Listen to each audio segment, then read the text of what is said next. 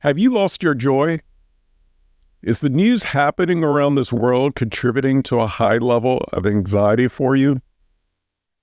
Maybe you've become numb to all the events happening in our nation.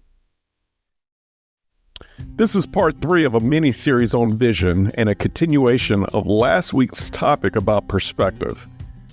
I surely did not foresee the events coming in Butler, Pennsylvania last weekend, but someone did. They are now meeting perspectives on not just what happened, but who was potentially in on it. But this event goes beyond what meets the eye. It woke us up to an inside job that we all must do to be grounded, to find joy, peace, and fulfillment in a turbulent world. And that's what I would like to address in today's episode. We'll be right back to dive right in.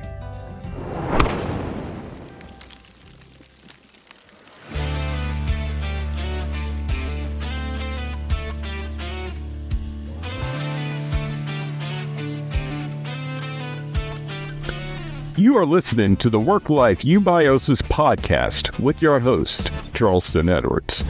If this is your first time here, welcome.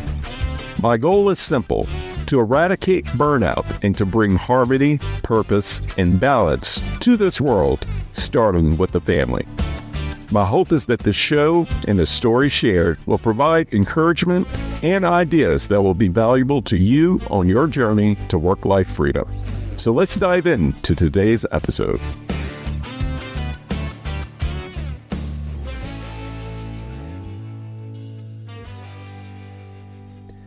Last Friday, I finished an article and recorded a podcast that revolved around the 2008 movie Vantage Point. If you haven't seen it, ironically, it is about a failed assassination attempt on a U.S. president. Less than 24 hours later, the eyes of the world turned to Butler, Pennsylvania. The question of what happened quickly turned into how could this happen?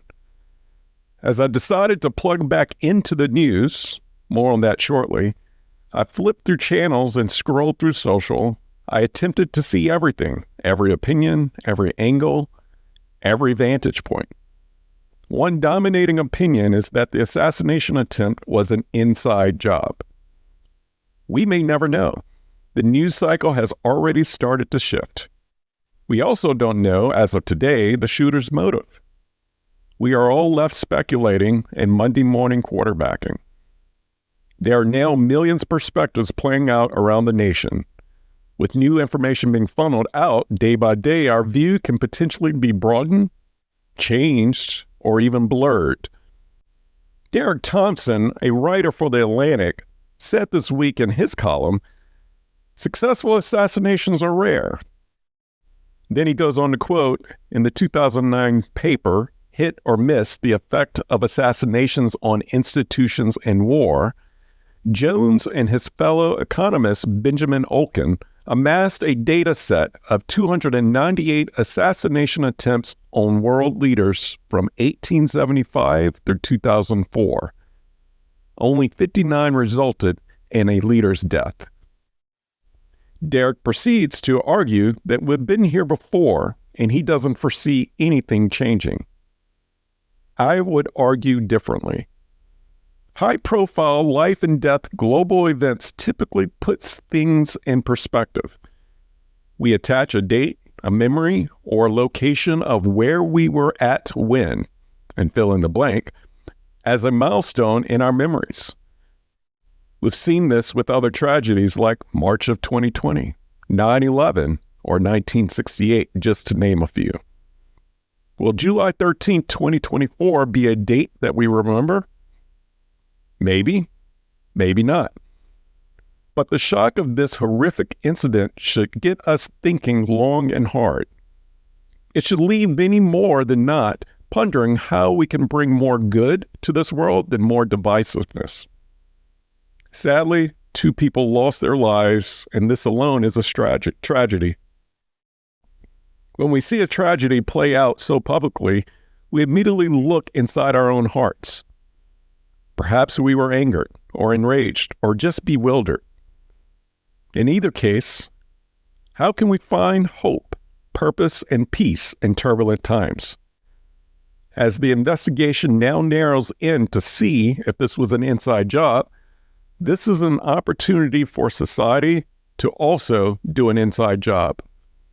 No one talks about this type of work, but doing an inside job is the core of finding sustainable joy and peace.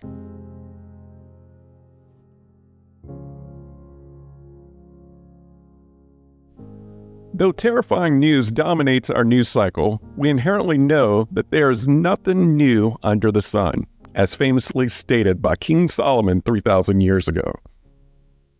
Though the world is seemingly growing darker around us, our ability to find joy, peace, and fulfillment is an inside job, not the world's job.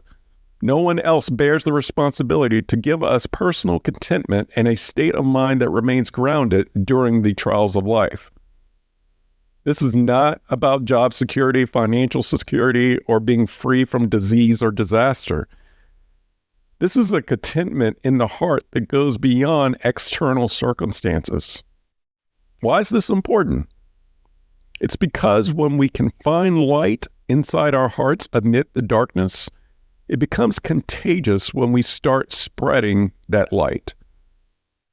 4 years ago, in the midst of historical events happening all over the globe and in our nation, our family decided to unplug. We realized that our channels and feeds were stealing our peace and joy. We were anxious. We were getting distracted by the noise of our nation. We realized our purpose and our meaning and our fulfillment was being stolen in the darkness, so we cut the cable. This moment also coincided with my professional burnout, and I was not alone. Millions of participants of the Great Resignation did a full lifestyle reset. This lifestyle change was not just about sprinting away from the workplace. The mass exodus was about our divisive and noisy culture. During the pandemic, millions were granted the gift of time and space to reflect, gain new perspectives, and realign their lives with their purpose and their core values. Escapees, like myself, realized that we needed to do an inside job to get the peace back. We needed the silence. We needed to find our fire again. We needed purpose. No workplace, no boss, nor any governing authorities could ever do this type of heart work. Heart work is an inside job. For many more, we also saw that the inside of our home needed more attention and intention. And as it got more attention, there was an increase in joy and satisfaction that had nothing to do with the outside world. Our family went on to craft and adopt an inside-out plan to get our values and purposes realigned. We established our own strategic plan to be more intentional as a family, exiting the 9-to-5 treadmill and refocusing our priorities. This is the foundation of the Who's Home Workbook, and I'm passionate for every home that wishes to live more intentionally to get their hands on this tool. I'm a living witness that it works for orchestrating a path of intentionality for the entire family. We'll be right back after this break. This episode is brought to you by Own Your 5 to 9, an organization committed to freeing families of the rat race and burnout. Every organization has a leader, mission, and a set of values that drives the organization. But this is commonly missed in the most important organization in the world, the family. An organization has one mission for how it will impact the world. Why not the family? An organization goes into strategic planning routinely to align its values, mission, and projects. Why not the family? Who's Home, a strategic planning guide for families, is a workbook and a tool needed in all households. Who's Home takes a strategic planning approach with 10 guided exercises to define your core family values, family mission, and tools to operationalize how your family does life together.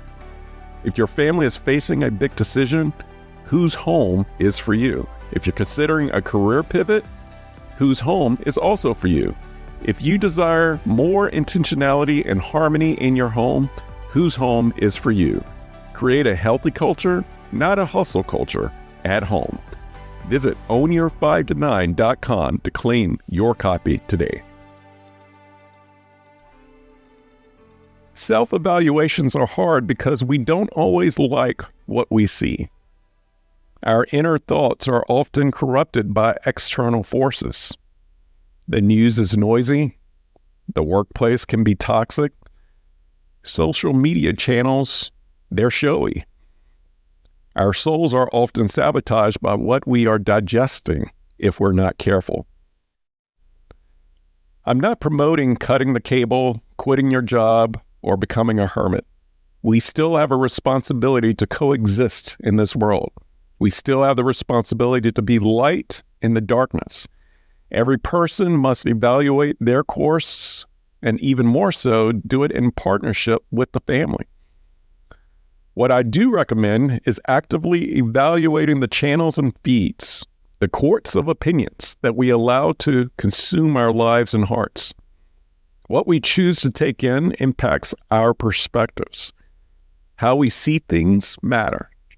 How others see things also matters. Diverse perspectives helps us to not be blinded. However, too much of anything can be toxic. At some point, we must choose to balance all of the inputs. After taking in all the opinions, we must go into silence to reflect. We must choose the power of introspection, which is solely an inside job. This may mean evaluating our vision and direction for life, evaluating our personal and family values, evaluating how time, commitments, and activity align with my values and vision, evaluating my external feeds for information, news, and entertainment. And then lastly, taking active steps on all the above to tweak and course correct. We all have to take time to break away into the silence of our own homes and decide how, where, and when we want to show up. This isn't just a one-time inside job. This requires consistent evaluation and recalibration.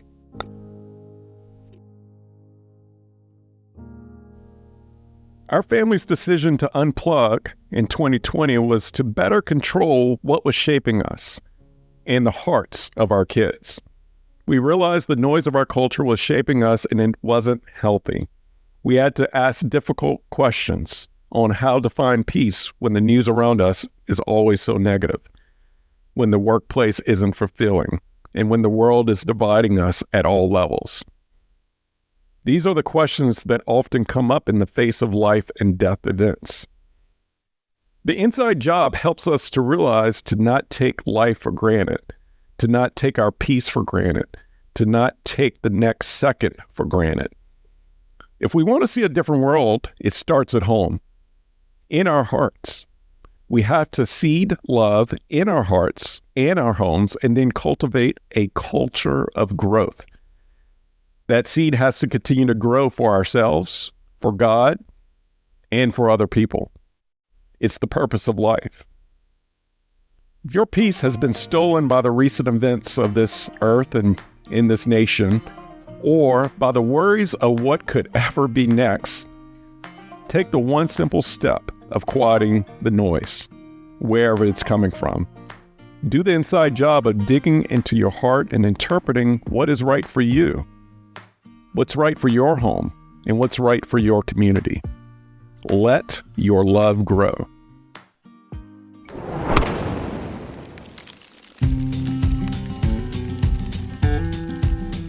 Thank you for listening to the Work-Life Eubiosis podcast, part of the work-life resources created by Own Your 5 to 9. I hope that you have found encouragement and a few ideas to strengthen your journey to purpose, freedom, and balance.